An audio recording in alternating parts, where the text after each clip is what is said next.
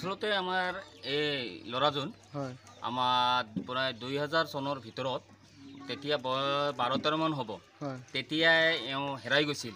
আপোনাৰ আমাৰ এই মৌখোৱা গাঁৱৰ পৰা ৰিবনু ভিলেজ কাইপাৰা পাৰ্ট 1 বঙাইগাঁও জিলা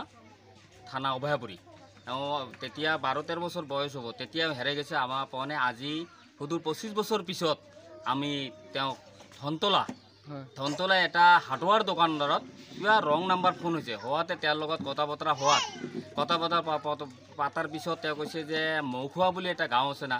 তেওঁ কৈছে মৌখোৱা ধন্তলা কৈছে তেতিয়া তেওঁৰ মনত পৰিছে ধন্তলাতো আমাৰ গাঁও আছিল কয় এইটো কোন ডিষ্ট্ৰিক্ট হয় বঙাইগাঁও তেতিয়াই আমাৰ মনত পৰিছে যে বঙাইগাঁও ৰং নম্বৰত আলোচনা হওঁতে সেই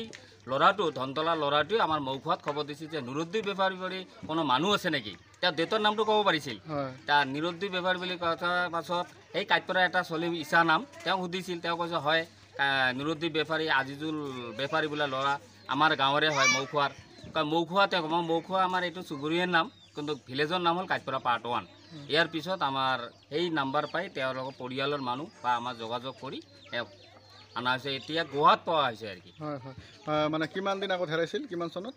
2001 ভিতৰতে হেৰাইছে 2001 তেতিয়া বয়স কিমান আছিলে তেওঁৰ বয়স অনুমানিক 12-13 হ'ব 12-13 মান বয়স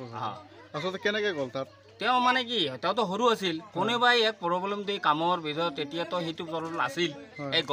গৰু ৰখা বা কিবা ৰাখোৱাৰ কাৰণত সেই হৈছে প্ৰব্লেম দি কোনোবাই লৈ গৈছে লৈ গৈ তেওঁক আমি মানে কোনো সংসদৰে পোৱা নাই আৰু কি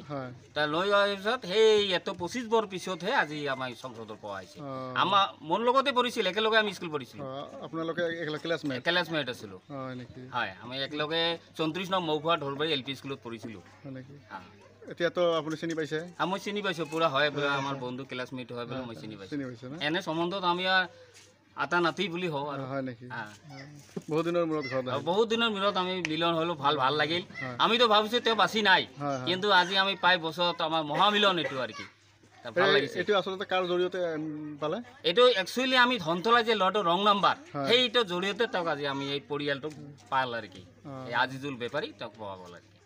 তেওঁক আমি ধন্যবাদ জানো আমি মিডিয়াৰ জৰিয়তে আমি এই ধন্তলা ল'ৰাটোক ফোন কৰাৰ কাৰণতে আজি যে আমি তাক পালোঁ আৰু আচলতে কিমান নাম্বাৰ ঘৰৰ ল'ৰা এওঁ ইমান ভাইটো এই কথা এওঁ হ'ব সৰুটো 6 নম্বৰ ধন্তলা ল'ৰাজনৰ নাম কি আছিল ধন্তলা ল'ৰাজনৰ নাম কি আছিল মনোৱাৰ নেকি মনোৱাৰ